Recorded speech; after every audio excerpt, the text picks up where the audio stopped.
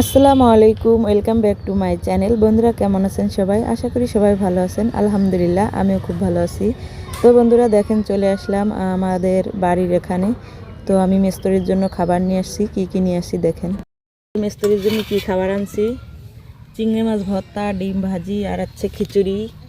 এ হচ্ছে আমাদের মিস্ত্রির খাবার। মিস্ত্রির আসছে হাত পাও ধুতে গেছে, খাওয়া দাওয়া করবে। আর এই যাচ্ছে আমাদের ঘর।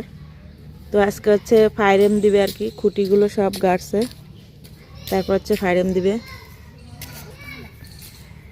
এই যাচ্ছে সব খুঁটিগুলো আস্তে আস্তে গাড়তেছে। তো এই যাচ্ছে ঘর, এখনো কিছুই হয় নাই, শুধু পাকা পুক্ত করা হয়ে গেছে। এখন হচ্ছে টিন দিবে। এই সিপাই শয়তানি করতেছে। তো বন্ধুরা এই যাচ্ছে আমাদের মিস্ত্রিরা খাবার খাচ্ছে। এটা হচ্ছে দুপুরের লাঞ্চ, আর সকালের খাবার আগেই খেয়েছে। তো এখন হচ্ছে সিপাইতে যে দুষ্টামি করতেছে, আর আমি হচ্ছে ভিডিও করতেছি। তো এখনও ঘরের কিছুই হয় নাই, শুধু এই পাকা করাটা কমপ্লিট হয়েছে। আর এখন হচ্ছে ঘরের যে পায়াগুলো উঠাচ্ছে। তো আমার এই পাকা ডোয়া পাকা আর ভিতরে প্লাস্টার করতে মানে ঢালাই দিতে অনেক টাকা খরচ গেছে। তো এটা হচ্ছে আপনাদের পরে আরেক সময় বলবো, পুরো ঘরটা কমপ্লিট হোক সব ডিটেল জানাবো।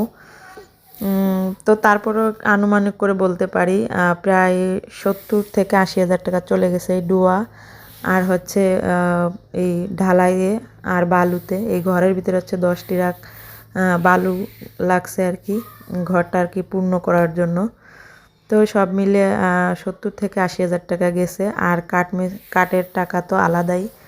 তো আমি সব ডিটেল জানাবো আপনাদের। আর এই যে হচ্ছে সামনের সাইডটা, এখানে হচ্ছে বালু দিয়ে ভরে পুরো রাস্তা লেভেল করে তারপর হচ্ছে এখানে ঢালাই দিবে। এখানে হচ্ছে গাড়ি পার্কিং করে রাখবে আর কি। মারবে মারবে না, হ্যাঁ আমার কাকা না, আমার কাকা আমার মারবে না। মারবে? আমার কাকা ভালো আছে, আমার কাকা। তুমি জিনিসপত্র ধরতেছো, তোমার মারবে না? তোমার কি আদর করবে?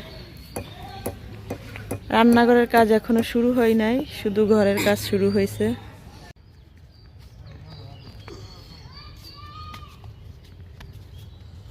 ভালোটা ডিজাইন হয়েছে দড়ি বাঁধাতে।